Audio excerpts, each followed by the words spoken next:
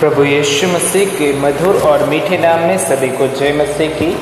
आज का जो आहार है, शाम का जो आहार है, पहला यूहन्ना उसका 3 अध्याय 23 से लेके 24वीं पद तक हम लोग पाते हैं। वहाँ पर इस प्रकार लिखा है, उसकी आज्ञा यह है कि हम उसके पुत्र यीशु मसीह के नाम पर विश्वास करें और जैसा उसने हमें आज्ञा दी है उसी के अनुसार आपस में प्रेम रखें। जो उसकी आज्ञाओं को मानता है वह उसमें और वह उनमें बना रहता है, और इसी से अर्थात उस आत्मा से जो उसने हमें दिया है हम जानते हैं कि वह हम में बना रहता है।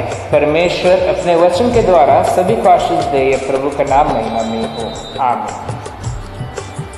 बीते समय में जब हम लोग डिवोशन देखे थे, डिवोशन में हम लोग ये पाए थे कि परमेश्वर कहता है कि एक दूसरे से क्या करो, प्रेम रखो। लेकिन जब हम लोग आज का डिवोशन में देखते हैं तो क्या कहता है कि उसकी आज्ञाओं को मान।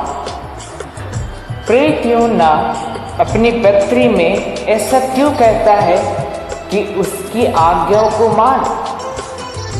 क्या विश्वासीगण नहीं मानते थे कि प्रेरित यूहन्ना हम विश्वासियों को कहता है कि उसकी आज्ञाओं को मान?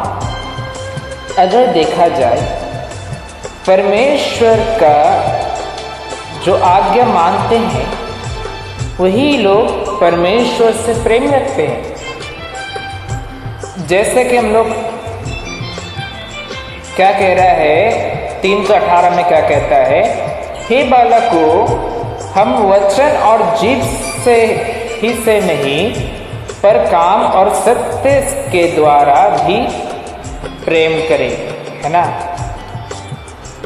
तो ऐसा कह रहा है। तो इसलिए हमें क्या करना चाहिए, हम जब ये सोचते हैं कि लोग कहते हैं अरे मैं परमेश्वर से बहुत प्यार करता हूँ, मैं प्रभु यीशु मसीह पर बहुत भरोसा करता हूँ, ये रखता हूँ, वो रखता, फलाना फलाना बहुत बोलते हैं। क्या हम सच में उसकी आज्ञाओं को मानते हैं? मान लीजिए आप बोले कि आप अपने माता पिता से बहुत प्यार करते, आपका पिता ने कहा कि जा बेटा या बेटी मेरा ये काम है कर, आपने नहीं किया, तो आप किस रूप से कहते हैं कि आपने उनसे प्रेम रखा? या फिर जो ऐसा एक भाई हो या फिर बहन हो जो अपना ही भाई बहन का बात नहीं सुनता, वो अगर कहता है कि मैं अपना भाई से, छोटे भाई से बहुत प्यार करता, पता है, फिर छोटा भाई ने कहा कि भैया या फिर दीदी मुझे एक ये बाइक खरीद दो ना, या फिर मुझे एक चीज़ चाहिए, मुझे ये दिला दो ना। आपके पास है लेकिन आप दे नहीं रहे।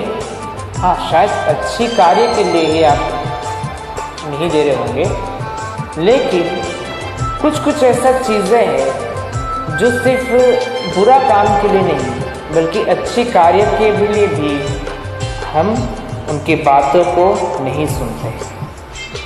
इसलिए परमेश्वर के वचन में हम क्या सुन पाते हैं, जो उसकी आज्ञाओं को मानता है वह उसमें और उनमें बना रहता है, और इसी से अर्थात उस आत्मा से जो उसने हमें दिया है हम जानते हैं कि वह हम में बना रहता है।